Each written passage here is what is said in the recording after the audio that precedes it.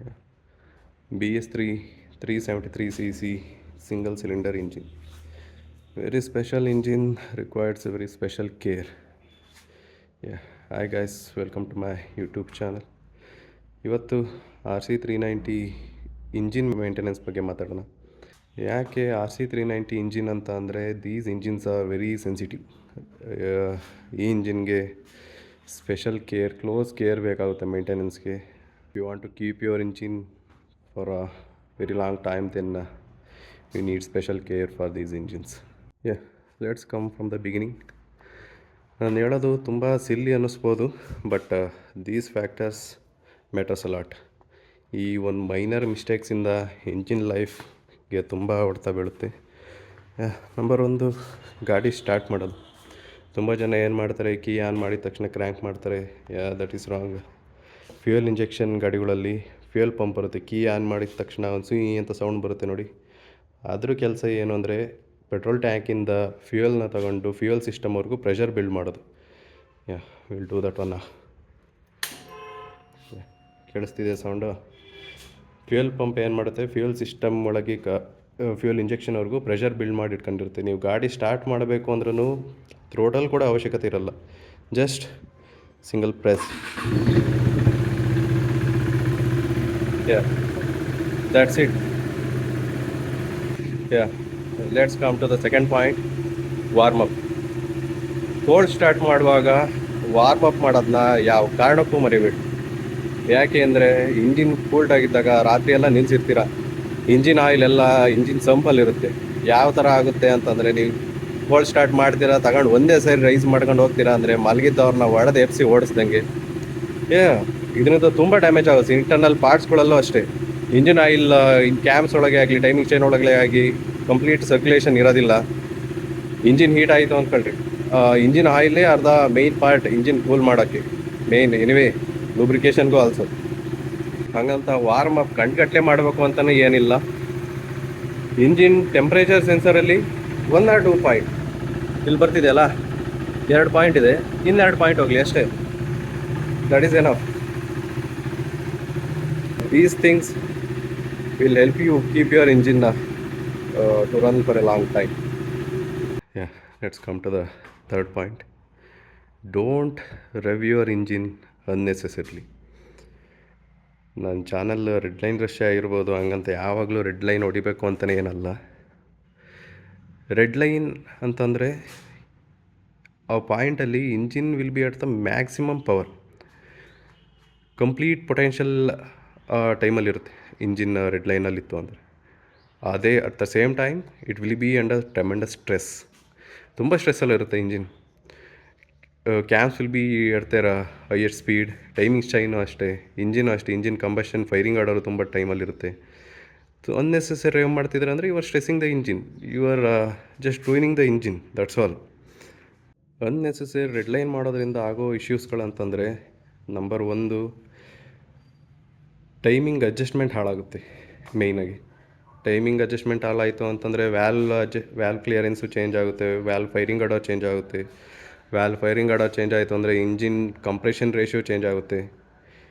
Compression change ಆಯಿತು ಅಂದರೆ ಮುಗಿದಲ್ಲಿ power loss. ನೀವು ಪವರ್ ಲಾಸ್ ಆಯಿತು ಅಂತಂದ್ರೆ ಏನು ಮಾಡ್ತೀರಾ, ಬೇರೆ ಮಾಡಿಫಿಕೇಷನ್ಸ್ ಮಾಡ್ಸೋಕ್ಕೆ ಟ್ರೈ ಮಾಡ್ತೀರಾ. This will all matters.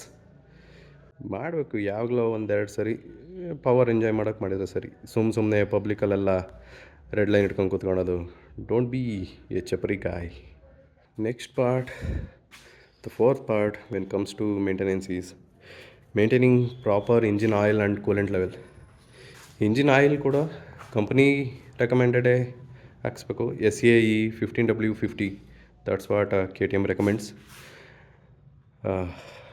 Engine oil level ಈ ಪಾಯಿಂಟ್ ಒಳಗೆ ಕಾಣುತ್ತೆ ಅದರಲ್ಲಿ.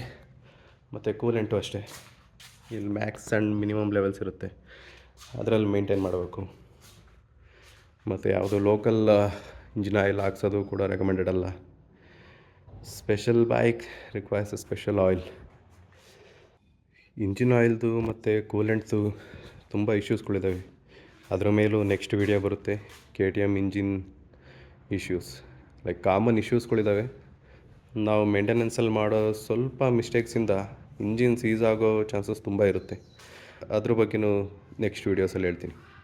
The fifth point, how to unfuck your engine. Stop doing brainless ಮಾಡಿಫಿಕೇಷನ್ಸ್. Mainly when comes to engine, single cylinder ಇಂಜಿನ್ಗೆ ಎಕ್ಸಾಸ್ಟ್ ಹಾಕ್ಸೋ ಅವಶ್ಯಕತೆಯೇ ಇಲ್ಲ ಮೇಯ್ನಾಗಿ. ಅದು ಕೆ ಟಿ ಎಮ್ ಇಂಜಿನ್ಸ್ಗಳಿಗೆ. ಕೆ ಟಿ ಎಮ್ಸ್ ಮ್ಯಾನುಫ್ಯಾಕ್ಚರ್ ಕಡೆಯಿಂದನೇ ಅವ್ರ ಇಂಜಿನ್ನ ಮ್ಯಾಕ್ಸ್ಡ್ ಔಟ್ ಮಾಡಿರ್ತಾರೆ. ನೀವೇನೇ ಪವರ್ ಎಕ್ಸಾಸ್ಟ್ ಹಾಕ್ಸಿ ನಾನು ಫ್ರೀ ಫ್ಲೋ ಮಾಡಿಸಿ ಪವರ್ ಇನ್ಕ್ರೀಸ್ ಮಾಡ್ತೀನಿ ಅಂದರೆ ಮ್ಯಾಕ್ಸ್ 2 to 3. ಅದು ವಿತ್ ಪ್ರಾಪರ್ ಮಾಡಿದ್ರೆ ಅಷ್ಟೇ. ಆಫ್ಟರ್ ಮಾರ್ಕೆಟ್ ಏರ್ ಫಿಲ್ಟರ್ ಹಾಕ್ಸಿ ECU ಟ್ಯೂನ್ ಮಾಡಿಸಿ ಎಕ್ಸಾಸ್ಟ್ ಹಾಕ್ಸಿದ್ರೆ ಒಂದು ಲೆಕ್ಕ. ಸುಮ್ಮನೆ ಸೌಂಡ್ ಮಾಡ್ತೀನಿ ಅಂತ ನಾ ಎಕ್ಸಾಸ್ಟ್ ಹಾಕ್ಸ್ಕೊಂಡ್ರೆ ಮುಗೀತು ನಿಮ್ಮ ಇಂಜಿನ್ ಕತೆ. These engines are very rare. ಹಾಳು ಮಾಡಬೇಡ್ರಿ. 1-2 ಸೆಕೆಂಡ್ ಚಟಕ್ಕೆ ಇಂಥ ಬ್ಯೂಟಿಫುಲ್ ಇಂಜಿನ್ಸ್ನ ಹಾಳು ಮಾಡೋದ್ರಲ್ಲಿ ಅರ್ಥ ಇರಲ್ಲ. Keep that in mind. ತುಂಬ ಜನ ಏನು ಮಾಡ್ತಾರೆ, ಬೆಂಗಳೂರು ಲೋಕಲ್ ಮೆಕ್ಯಾನಿಕ್ ಶಾಪಲ್ಲಿ ಯಾವುದೋ ಟ್ಯೂನಿಂಗ್ ಶಾಪಲ್ಲಿ ನಮ್ಮ ಕಡೆ ಗಾಡಿ ತಗೊಂಬರ್ರಿ, ನಾವು ರೆವೆಲ್ ಲಿಮಿಟರ್ ತೆಗೆದುಕೊಡ್ತೀನಿ, ಫುಲ್ ಗಾಡಿ ಇನ್ನೂ ಸ್ಪೀಡ್ ಹೋಗುತ್ತೆ ಅಂತ ಹೇಳ್ತಾರೆ. ಕೆ ಟಿ ಎಮ್ ಅವರು ಇಷ್ಟು ಪ್ರಿಸೈಸ್ ಇಂಜಿನಿಯರಿಂಗ್ ಮಾಡಿ ಗಾಡಿ ಮಾಡಿರ್ತಾರೆ ಅಂದರೆ, ಫಾರ್ ಎಕ್ಸಾಂಪಲ್ ನನ್ನ ಗಾಡೀಲಿ ರೆಡ್ ಲಿಮಿಟರ್ 8500 RPM ಸೆಟ್ ಆಗಿದೆ. 8500ಗೆ ನಾರ್ಮಲಾಗಿ ಬೇರೆ ಗಾಡಿಗಳಲ್ಲೆಲ್ಲ 9000ಅಲ್ಲಿ ಸೆಟ್ ಮಾಡಿರ್ತಾರೆ. 9000ಅಲ್ಲಿ ಸೆಟ್ ಮಾಡ್ತಾರೆ ಅನ್ನೋ reason, it can extract that 43 bhp power with keeping that mind that engine will B in safe. Engine safe ಆಗಿರಬೇಕು, ಪವರು ಮ್ಯಾಕ್ಸಿಮಮ್ ಡೆಲಿವರಿ ಕೊಡಬೇಕು. ಅವೆರಡನ್ನೂ ತಲೆಯಲ್ಲಿ ಇಟ್ಕೊಂಡೇ ಮಾಡಿರ್ತಾರೆ. ಆ ಮೀಟ್ರಲ್ಲಿ 13,000 ಐತೆ, ನಾನು ಅಲ್ಲಾಕ್ ಮಾಡಿಸ್ತಾರೆ 13,000ದಲ್ಲಿ ಹೊಡಿತೀನಿ ಅಂದರೆ ಮುಗೀತು ಇಂಜಿನ್ ಕತೆ. ಏನು ಮ್ಯಾಟ್ರೇ ಆಗಲ್ಲ. ಓಕೆ ರೇಸಿಂಗ್ ಮಾಡ್ತೀರಾ, ಓಕೆ ಪಿಗ್ ಬ್ಯಾಂಕ್ ಆಗಲಿ ಇಲ್ಲ ಈ ಸ್ಟಾಕ್ ECUನೇ ತೆಗೆದು ಟ್ಯೂನ್ ಮಾಡಿಸಿ, ನಾನು ರೇಸಿಂಗ್ ತಗೊಂಡೋಗ್ತೀನಿ, ಟ್ಯೂನಿಂಗ್ ಮಾಡಿಸಿ ಎಕ್ಸಾಸ್ಟ್ ಹಾಕ್ಸ್ತೀನಿ, ಏರ್ ಫಿಲ್ಟರ್ ಹಾಕ್ಸ್ತೀನಿ, ಫುಲ್ ಬಾಡಿ ವೆಯ್ಟ್ ರೆಡ್ಯೂಸ್ ಮಾಡ್ತೀನಿ, ಟ್ರ್ಯಾಕಿಗೆ ಹೋಗ್ತೀನಿ ಅಂತ ಆ ಥರ ಕಂಡೀಷನ್ಸ್ ಇದ್ದರೆ ಓಕೆ. ಟ್ರ್ಯಾಕಲ್ಲಿ ಹೋದ್ರೂ ಹೇಳ್ತೀನಿ ಕೇಳಿ, ಟ್ರ್ಯಾಕ್ ಸೆಷನ್ಸಲ್ಲಿ ಓಡಿಸ್ತಾರೆ, ಓಕೆ ರೇಸಲ್ಲಿ ವಿನ್ ಆಗ್ತಾರೆ, ಮುಗೀತು ಅಷ್ಟೇ. ಅದ್ರ ಇಂಜಿನ್ ಮುಗೀತು, ಅಲ್ಲಿಗೆ ಬಿಸಾಕದೆ ಗಾಡಿನ, ಇಲ್ಲ ರೀಬಿಲ್ಡ್ ಮಾಡಿಸ್ಬೇಕು. ಆ ಥರ ದುಡ್ಡು ಖರ್ಚು ಮಾಡೋಕ್ಕೆ ರೆಡಿ ಇದ್ದರೆ ಓಕೆ.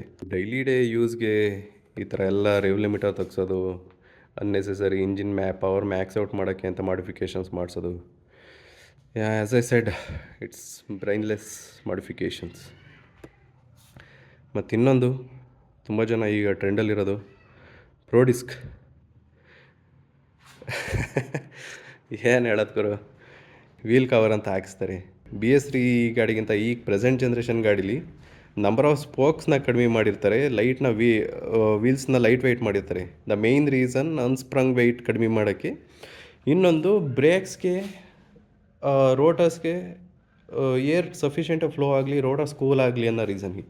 ನೀವು ಅದನ್ನು ತೆಗೆದ್ಬಿಟ್ಟು ಗಾಳಿ ಬರ್ದಂಗೆ ಪ್ರೋಡಿಸ್ಕೆಲ್ಲ ಹಾಕಂತ ಕೂತ್ಕೊಂಡ್ರೆ ಬಿಫೋರ್ ಡೂಯಿಂಗ್ ಸಮಥಿಂಗ್ ಥಿಂಕ್. ಸುಮ್ಮನೆ ಏನೋ ಒಂದು ಮಾಡೋದಲ್ಲ. ಗಾಡೀಲಿರೋ ಮಾಡಿಫಿಕೇಷನ್ಸ್ ಬಗ್ಗೆ ಮಾತಾಡೋದಾದರೆ, ಏನಪ್ಪ ಊರೆಲ್ಲ ಮಾತಾಡ್ತೀಯ, ನೀನು ಮಾಡಿರೋ ಮಾಡಿಫಿಕೇಷನ್ಸ್ ಏನೋ ಸೂಪರ್ ಸ್ಪೋರ್ಟ್ಸ್ ಗಾಡಿಗೆ ಸ್ಯಾಡೆಲ್ಲ ಅಷ್ಟೇ ಟಾಪ್ ರ್ಯಾಕ್ ಹಾಕ್ಸೋ ಮಾಡಿಫಿಕೇಷನ್ಸ್ ಎಲ್ಲ ಮಾಡಿದೆಯಾ ಅಂತ. It's not me, it's my previous owner. ಅವ್ರು ಮಾಡಿರೋದ್ರಲ್ಲೂ ತಪ್ಪಿದೆ ಅಂತ ಏನು ಹೇಳಲ್ಲ. That guy is a very calm guy. ಅವರು ರೀಸೆಂಟಾಗಿ ಟೂರಿಂಗ್ ಪ್ಲ್ಯಾನ್ ಮಾಡಿದ್ದಕ್ಕೆ ಈ 10 ವರ್ಷದಲ್ಲಿ ಲಾಸ್ಟ್ ಡಿಸೆಂಬರಲ್ಲಿ ಮಾಡಿಫಿಕೇಷನ್ಸ್ ಮಾಡಿಸಿರೋದು. ಗಾಡಿನ ಟೂರಿಂಗ್ ಮಾಡೋಕ್ಕೆ ಉಪಯೋಗಿಸ್ಕೊಳೋದ್ರಲ್ಲಿ ಏನು ತಪ್ಪಿಲ್ಲ. ಅವ್ರು ನೀವು ಕಂಫರ್ಟಿಗೆ ಅಡ್ಜಸ್ಟ್ ಆಗ್ತೀರಾ, ಓಕೆ. ಅದನ್ನು ಬಿಟ್ಟು ಇಂಜಿನ್ ಹಾಳು ಮಾಡೋ ಥರ ಮಾಡಿಫಿಕೇಷನ್ಸ್, ನನ್ನ ಬೈಕು ಅಂತಲ್ಲ, ಬೇರೆ ಯಾರು ಬೈಕಾರೋ ಆಗಲಿ, ನಾನು ರೋಡಲ್ಲಿ ಹೋಗ್ತಾ ಅಂತ ನೋಡಿದ್ರೇ ನನಗೆಲ್ಲ ತಿಕಮಕ ಎಲ್ಲ ಉರಿತಿರುತ್ತೆ. ಆ ರೀಸನ್ಗೆ ನಾನೊಂದು ಡೆಡಿಕೇಟೆಡ್ ವಿಡಿಯೋ ಮಾಡಬೇಕು ಅಂತ ಮಾಡ್ತಿರೋದು. That's all for today. KTM ಇಂಜಿನ್ಸಲ್ಲಿ ಕಾಮನ್ ಇಶ್ಯೂಸ್ಗಳಿದ್ದಾವೆ. ಸ್ವಲ್ಪ ಮೇಂಟೆನೆನ್ಸಲ್ಲಿ ಮಿಸ್ಟೇಕ್ ಮಾಡಿದ್ರೂ ಇಂಜಿನ್ ಸೀಸ್ ಆಗೋ ತುಂಬ ಚಾನ್ಸಸ್ ಇರುತ್ತೆ. ಅದ್ರ ಬಗ್ಗೆ ಡೀಟೇಲಾಗಿ ಒಂದು ವಿಡಿಯೋ ಮಾಡ್ತೀನಿ. ಸಿಗೋಣ ಮುಂದಿನ ವೀಡಿಯೋಸಲ್ಲಿ. Keep these beautiful babies safe. That's all I can say. ಸಿಗೋಣ. Like, share and subscribe.